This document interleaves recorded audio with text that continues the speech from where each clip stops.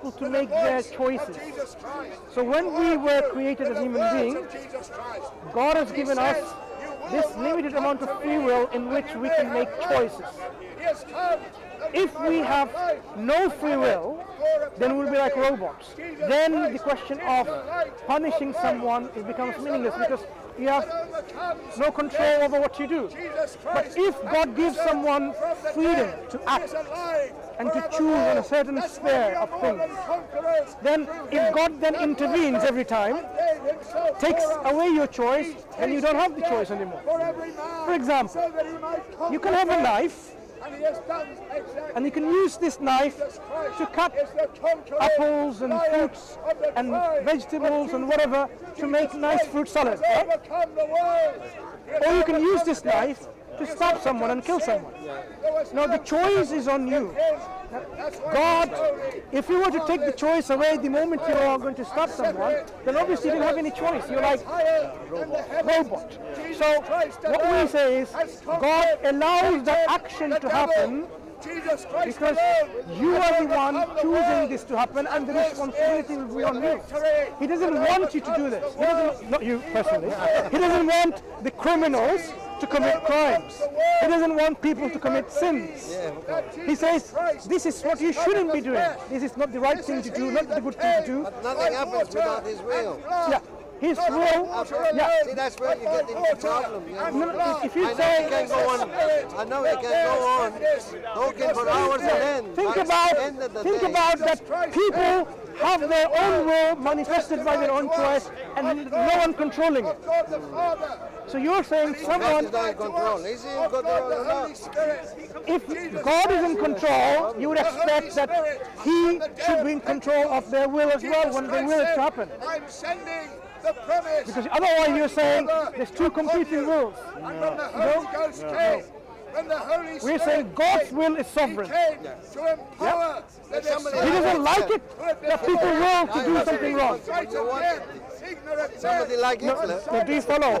God doesn't wish or will or want that people use their will wrongly to do harm or injustice or oppression. He doesn't want that. He discourages people from that. He even legislates to live in a society that this is what is going to happen to people who abuse this will, the responsibility that God has given. God has given this as a trust, this free will as a trust and a responsibility that we should use it wisely, that we don't commit oppression and transgression and injustice on this land. Yeah? You're a Muslim, are you? What do you say to critics who say the critics who say the law of Islam are based on the primitive Arab culture? Okay. So we would say simply, think about any laws that Islam puts forward to man's affairs, to how to conduct your life in family or in a society, right? And compare this to any situation here, now, or in the future. And compare this to any other laws that man has brought forward and see which one is the most right. Then you can see whether this is a primitive law or not. In fact, now, okay, suppose now you have a system. You're not an Arab, are you? No, I'm not. To give you an example, democracy is a very, very primitive system. Much more primitive than Islam, because it came long hundreds and thousands of years. No, one moment. My friend, I think you're getting there. 1 second. Democracy is a system that predates Islam by thousands of years. So it's primitive in that sense.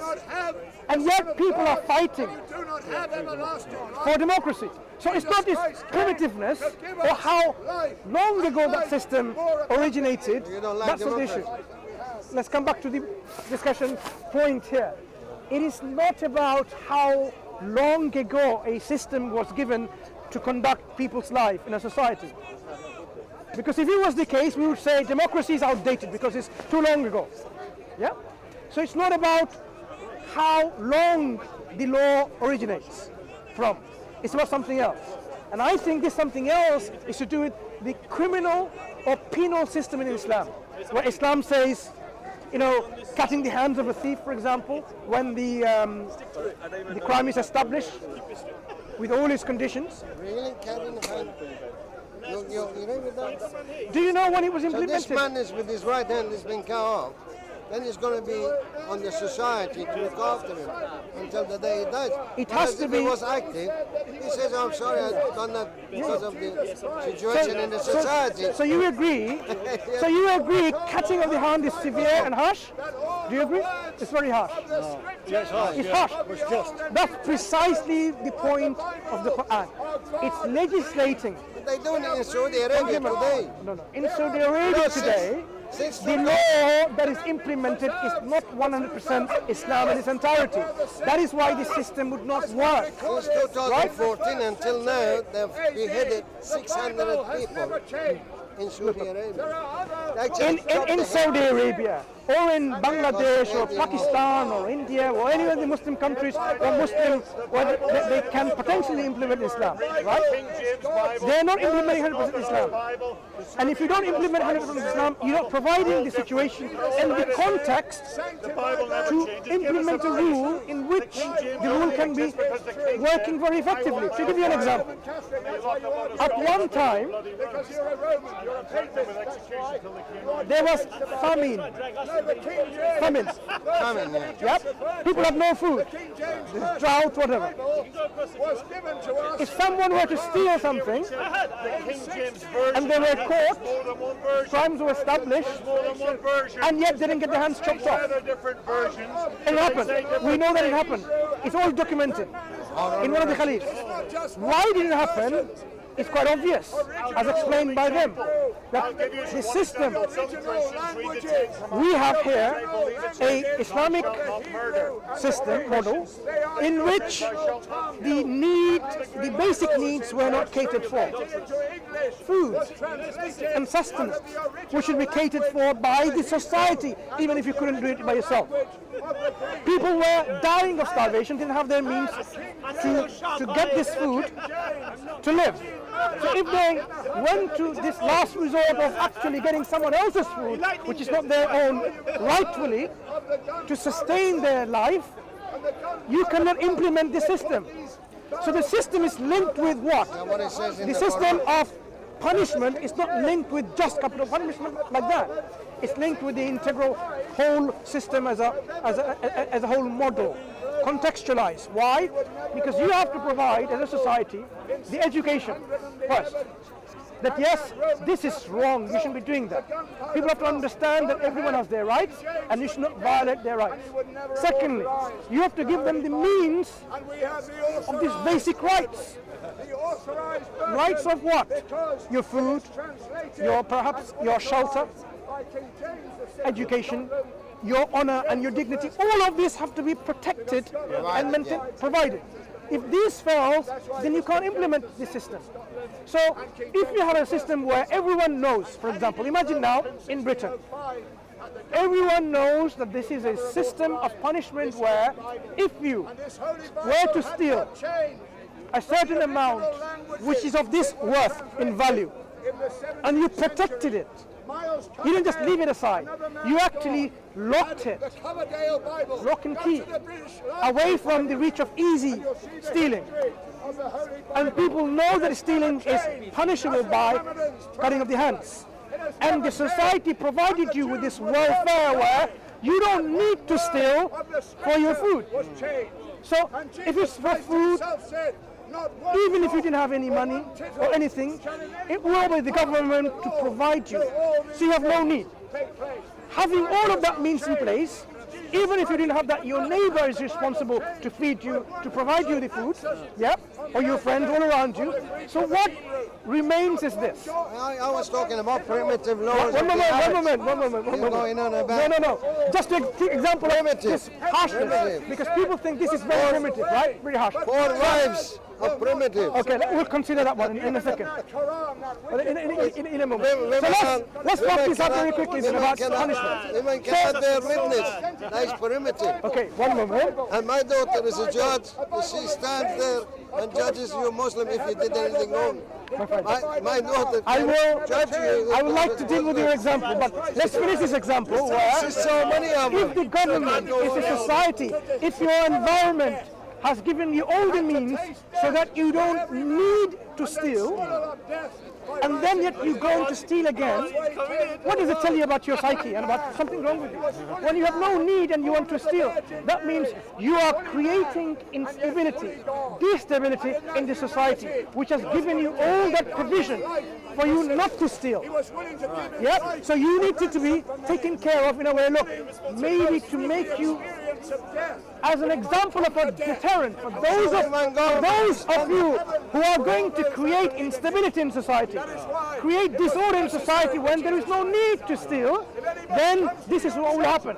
Then the next person who considers I have no need to steal, and he's about to do that, he's going to say and think, my hand's going to get chopped off. You see how it will deter people from doing that? And this is one of the main aim of Islamic punishment system, to deter people from committing this crime by giving harsh punishment. With this, I would like to give you in the last 1 minute or 30 seconds how this deterrent works. If you have a society like here or Sweden, where killing someone incurs 10 British pounds, and what does Sweden have in their currency? Money, yeah? Imagine 10 pounds in Swedish money if you kill one human being. Do you think it's going to stop people from committing this crime? Someone's got 30 pounds in their pocket, he says, or she says, I can get away with 3 murder. That's because that's all 10 pounds each. But if it is like this, murdering someone means if you are caught with the hands of the law and you're tried in the courts appropriately and you're found guilty, you will be punished by death penalty. Then any person who's about to unjustly murder someone, they're going to think twice. If I get caught, I am going to be killed myself by the hands of the law. It will act as a deterrent. That's why there are some punishments which are very harsh. Stop. Okay. From the beginning of Islam until now, 1400 years, show me one Muslim country that has provided all that you're on about, that everybody is so everyone has been provided for, and there's no need for stealing, that results in chopping your head. Show me one country. Was it the Abbasids? Bani Umayyad? No. Bani Umayyad? No. Abbasids? No. The rest of them? No. Between the Abbasids and Umayyad, how many hands were cut off? Caliphs now. Okay, one second. How many hands were cut off in the Abbasids and Umayyad government? In Abbasids' time, I know, since they were ruling in Persia, for example. Which time period? At the time of Harun al-Rashid, they were calling the Persians the Mawalis, and they had occupied the country, and they were doing all sorts of things. How many hands were cut off due to stealing? In Persia at that time, I wasn't there. I would like you to go and research the subject, and you will see. You'll be shocked to see, because when Islam was implemented on a societal level, with all the rights and provisions. So you think occupation was the right thing to do by Abbasids? My friend, you are now shifting. Wait, don't go. I don't like the cameras. Okay, that's fine. What you're now discussing is the. Right, okay. I know. And there is no, I spoke to anybody, I have never been assaulted by my religion. Now, everybody looks at my religion with respect. I have not known in any reputable historian writing something bad about the historian. Osiris the Great, when he went to Babylon, he went in peace and he never killed anybody. No slavery, no nothing. You look at the Tariq of Baghdadi, listen to this carefully. You look at Tariq of Baghdadi, look at Jalil Tabari, look at Dawoodi, Masudi, all these historians. They writing that when the Arabs entered Persia, they did a carnage. They actually, look, they took 1,400 women and they took to Medina to sell in the market at the time of Omar. And Can also, I read this in a reference point? 600 girls, as they were taken in bandage towards Medina, they actually killed themselves. I would like to read before I even comment anything on this. So next time, bring some references so I can read about it. Salih Tabari, No. page, volume 4, from 125 onwards, page 125 Which edition? onwards. Volume 4. No. Every volume for any book. You're right, you go and read some. My friend, any book, when you say any book, when you provide a volume, you have to provide the edition the year which was published, because you can have several volumes published by different editions in different years.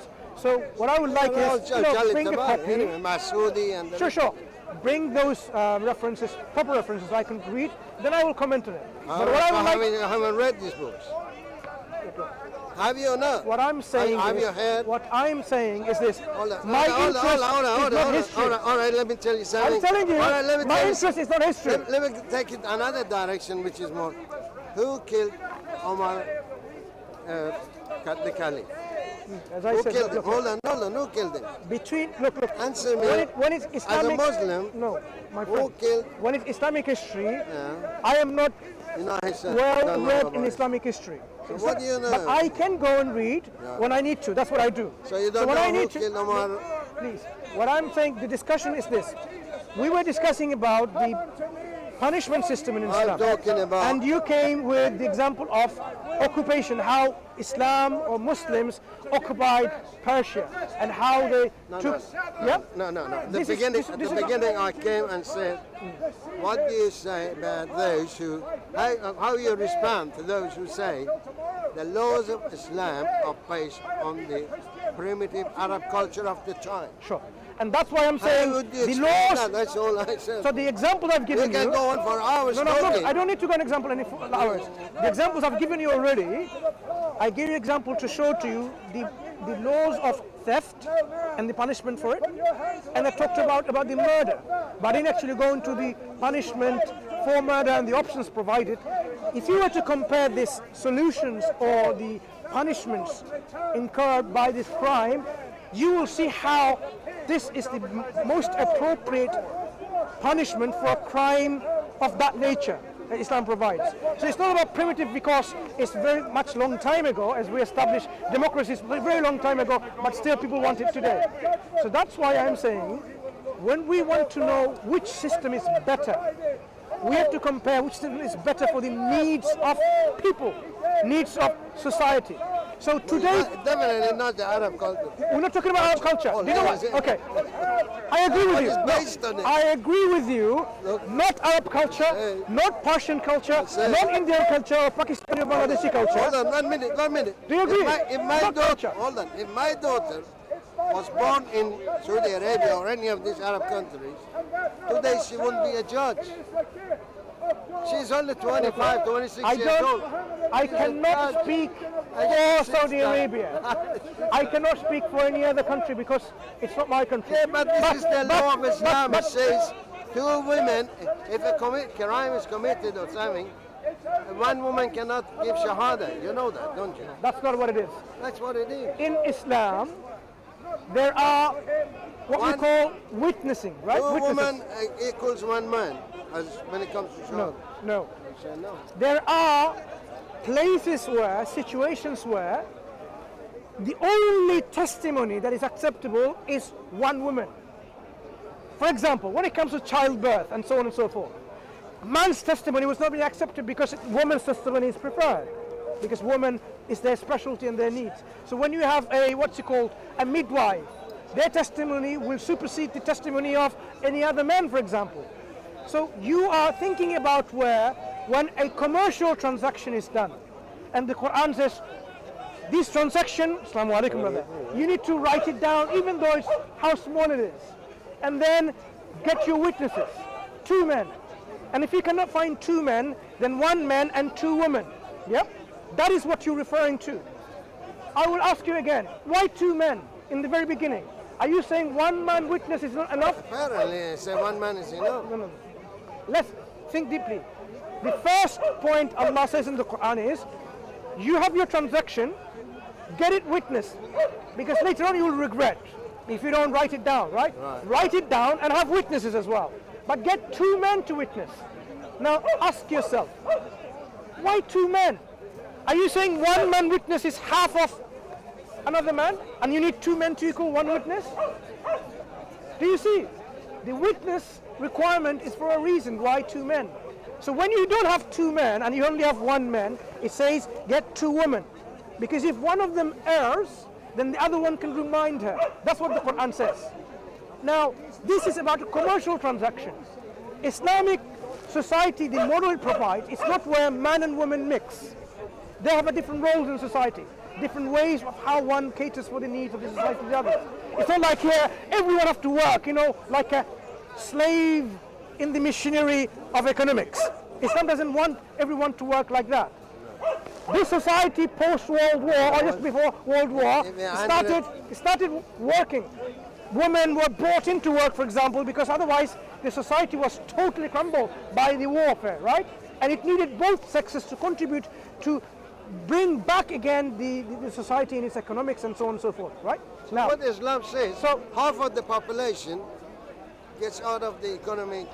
It doesn't say that. Islam says you don't have to burden a woman to go and work financially like man. Man can do that job. Yep. Can woman? Yeah. Look, women are not being forced. If you do a survey and say, look, if everything is provided for you, financially, look, one second. It's not possible. Wait. Not in this earth anyway. If woman, everything is provided for her, right? Everything. She doesn't need to work. Of course. Would she prefer to work and wake up early in the morning and come back late at night to earn the bread? She would probably say, I'll take a break and I'll do what I want to do. Maybe going shopping, maybe doing research, discovering, medicines and treatments, whatever. Not right just going and work as in work. They would prefer if you're given an option. Islam says, look, you can't force women to work. But of course, if a society needs it, then you have to provide the environment where they don't mix and match, mix together, and then it creates, the sexual tension. And that happens even in our labs. People don't realize that. Even in the labs, people work in science, sexual tension happens between man and woman.